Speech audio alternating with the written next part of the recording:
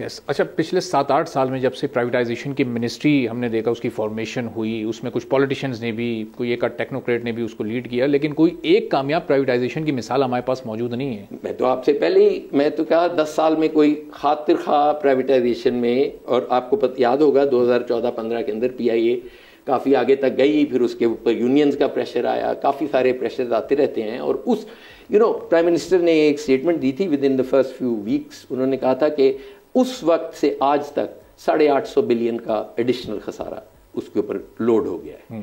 तो we will not compromise, और ये प्राइवेटाइजेशंस होंगी। तो उसके अंदर भी आप देखें कि ये जो दिस इज ए फर्स्ट कि जी ये जो प्रॉफिटेबल नॉन प्रॉफिटेबल है, this is not a good distinction. इस बेसिस पे हमने काम नहीं और फैसले नहीं करने, हमने ये करना है कि इस काम की ओनरशिप हुकूमत के पास होनी चाहिए या नहीं होनी चाहिए, और प्राइवेट सेक्टर के पास होनी चाहिए, and that's how private sector will step in.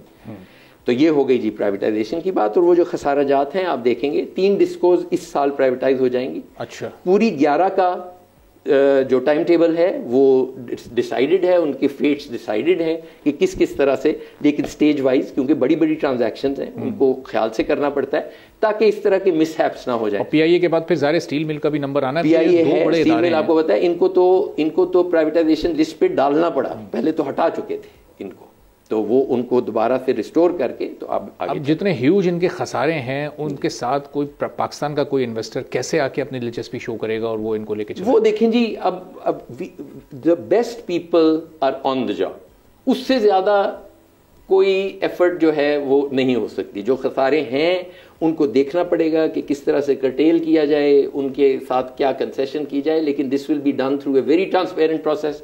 ये आपको मैं और उसकी वजह से देखिए, ट्रांसपेरेंसी की वजह से स्पीड में जो कमी आती है उसको फिर हमें बर्दाश्त करना चाहिए ना, दोनों चीज़ें नहीं हो सकती। अच्छा, प्राइवेट सेक्टर की ये भी डिमांड होती है कि जब आप प्राइवेटाइज कोई भी एंटिटी करने जा रहे हैं तो उसके मैक्सिमम शेयर्स को आप प्राइवेटाइज कर दें, फिर वो प्राइवेट सेक्टर के पास हो। लास्ट टाइम जब ये PIA की प्राइवेटाइजेशन हो रही थी, उस वक्त भी आरिफ हबीब साहब आए थे, उन्होंने कहा अगर 70-75% शेयर्स ये प्राइवेटाइज करें तो हम इंटरेस्टेड हैं खरीदने के लिए, लेकिन ये मैक्सिमम 60% तक जा रहे हैं, तो उसको गवर्नमेंट अपना स्टेक क्यों रखना चाह रही है? देखिए जी, ये बड़े इसके अंदर अगर आप 50 लोगों को बिठा के तो 50 आपको ओपिनियंस मिल जाएंगे। कुछ कहते हैं कि जी देखें, अब वो जब इदारे बेहतर चलना शुरू हो जाएंगे तो हुकूमत और देयरफॉर अवाम का उसके अंदर स्टेक होना चाहिए, फैसला होना चाहिए और फ़ायदा होना चाहिए, सॉरी।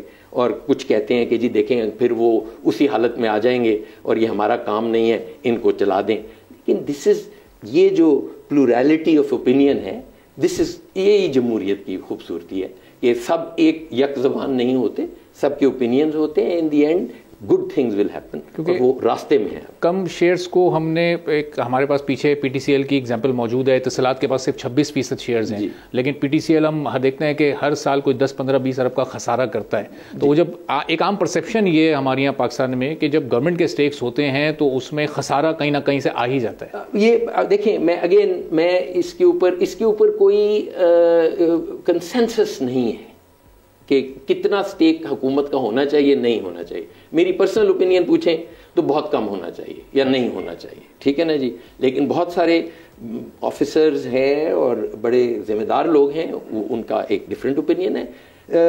हाउएवर PTCL का एग्जाम्पल, वो उसमें काफ़ी पेचीदगियाँ हैं। जब हमने वो प्राइवेटाइज किया था उस वक्त अगर आप देखें कि मैसिव डीरेगुलेशन के साथ किया था, तो PTCL पहले मोनोपोली होती थी। उसके जो गोल्डन डेज थे, हमने समझा कि ये इदारे की परफॉर्मेंस है, वो परफॉर्मेंस नहीं थी, वो मोनोपोली थी। जब आप मोनोपोली को तोड़ते हैं और कंपटीशन को लाते हैं तो प्रॉफिटेबिलिटी तो डाउन होती है। ये हर मुल्क में जब टेलीकॉम की या किसी और चीज़ की मोनोपोली तोड़ी गई तो यही अमल आया। तो उसको हमें ओनरशिप से इतना ज़्यादा मिक्स नहीं करना चाहिए। इम्प्लीकेशंस हैं लेकिन आइडेंटिकल नहीं है ये। सब्सक्राइब करें और बेल दबाएं ताकि कोई खबर रह न जाए।